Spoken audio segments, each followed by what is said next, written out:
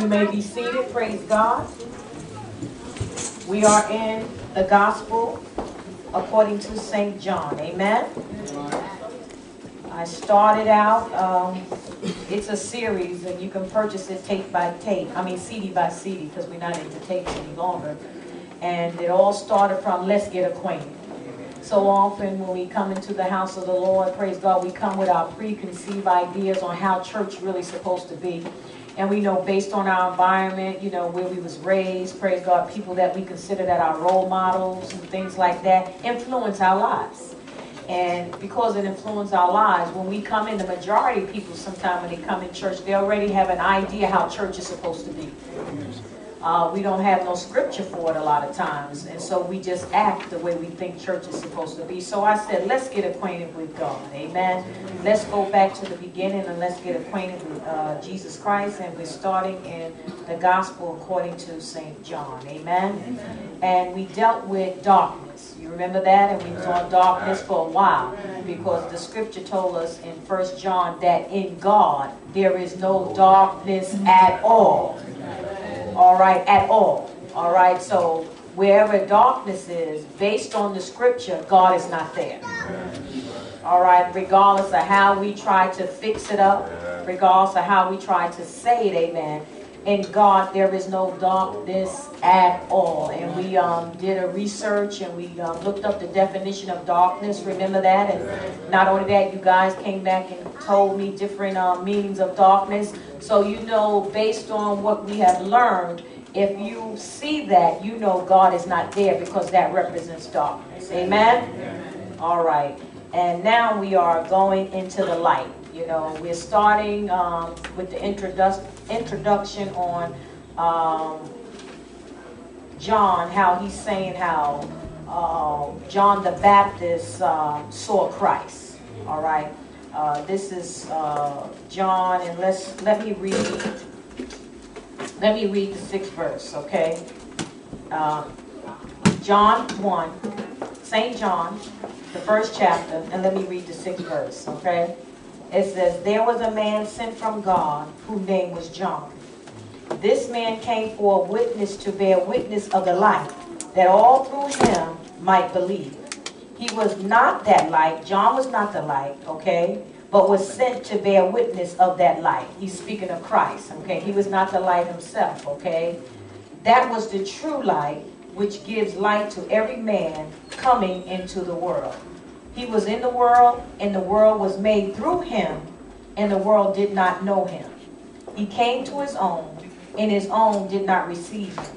But as many as received him, to them he gave the right or the power to become children of God, to those who believe in his name, who were born not of blood, nor of the will of flesh, nor of the will of man, but of God. All right? This is the word of the Lord.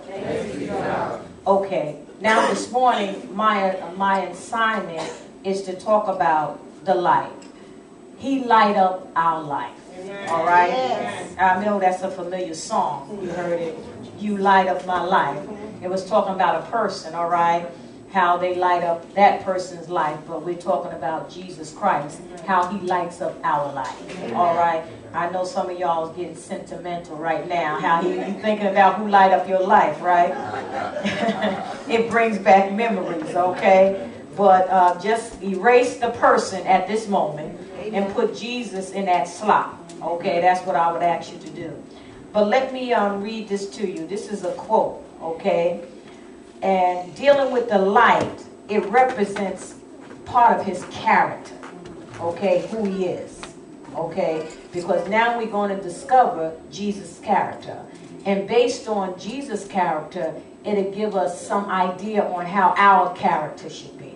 Okay, that's very important because I'm learning in this life, there are a lot of people who have talent, but they don't have character. Okay, and so if we want to be anything like Christ, we have to see his character. Not my character, not your brother or sister character, but we have to see the character of Christ. Because I'm persuaded that there are at least 50% of us twisted with how character is supposed to really be when we say we are Christians. All right, I'm persuaded in that. just by our everyday life on how we treat just human beings. You know, they don't even have to be a Christian, just how we treat human beings. I'm persuaded that people really don't understand the character of Christ. All right? So that's why I said, let's go back and let's get acquainted with Jesus Christ so we can see how his character is. All right? Not how your pastor character is, not how your bishop character is, but how Christ's character is. All right? Because our whole objective when we gave our life to the Lord was to be just like him. All right? To be just like him. So that's why I said, put aside everything that you know. All right? Because maybe some things that's in the Bible, your mother may have told you, but it's not there in the book itself. It just was something that was passed down. Right. All right? And you have no scripture to back it up. So that's why I asked you to push everything aside and let's see what the Word of God says. And based on what the Word of God says, we have to say, this is the Word. Amen. Now, I may not come up to it, I may not like it, but it's the Word.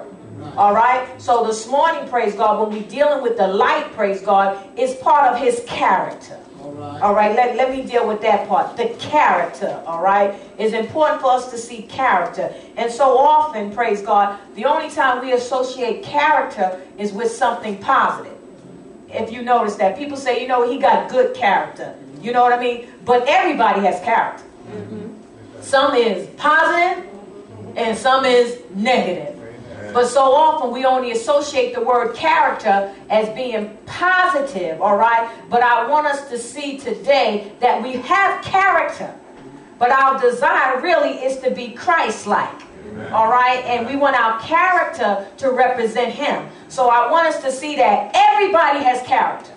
I want us to get away from that thinking when we see the word character, it takes us to the point of is a positive character. But it may not be if you're dealing with a person. That may not be positive. That's character. But it's in its negative form, but it is character. All right? So now, listen to this quote. The character of every act depends upon the circumstances in which it is done. All right? And Oliver Wendell Holmes Jr. said that. He said, the character of every act depends upon the circumstances in which it was done.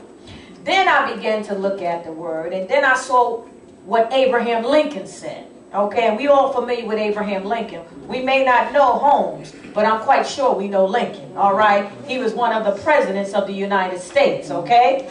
Now listen to what he said. Character is like a tree, and reputation is like its shadow. The shadow is what we think of it. The tree is the real thing. Now let that soak in. All right? The tree is the real thing. All right? But the reputation is just a shadow. So when we deal with character, we're dealing with the real person. You got to know that. Reputation is not the real person. It's the character that's the real person.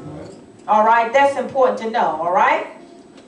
Reputation is how do the public sees you. That's what reputation is. How people see you. All right? This morning when I was doing the Believer's Hour, I did a calculation, and I'll share that calculation with you because I think it was a good calculation. All right, this morning when I did the Believer's Hour, I made a statement to the people that was there. I said, I really don't know how serious you are about God. I don't know that. I'm not privileged to know that. And the reason why I really don't know, because based on calculation, I may only see you about 6 hours a week. All right? Now, there's 24 hours in a day, right? And if you come to church, let's say about